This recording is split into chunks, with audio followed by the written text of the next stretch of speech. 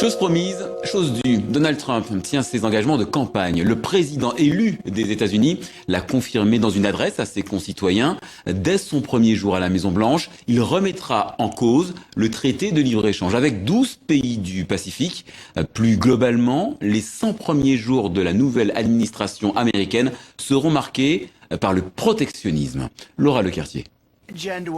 Premier jour de présidence, première mesure choc, promet Donald Trump. Le traité transpacifique ne verra pas le jour ou du moins, il ne faudra pas compter sur la signature des États-Unis.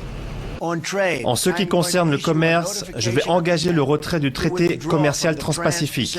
Un désastre potentiel pour notre pays.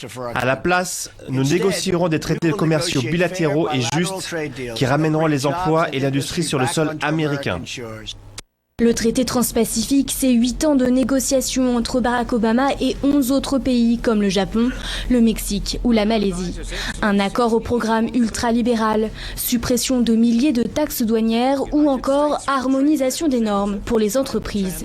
Le gouvernement sortant espérait ainsi doper les échanges commerciaux et contrebalancer l'influence grandissante de la Chine. Mais le protectionniste Donald Trump n'y voit qu'une perte d'emplois et de nombreuses délocalisations. La promesse d'un désengagement inquiète les autres signataires.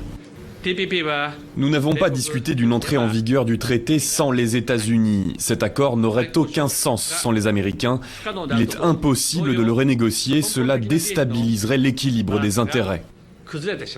Nous croyons, comme nos partenaires, que ce traité est un engagement stratégique très important. Mais bien sûr, c'est au nouveau gouvernement et au Congrès de prendre leurs décisions.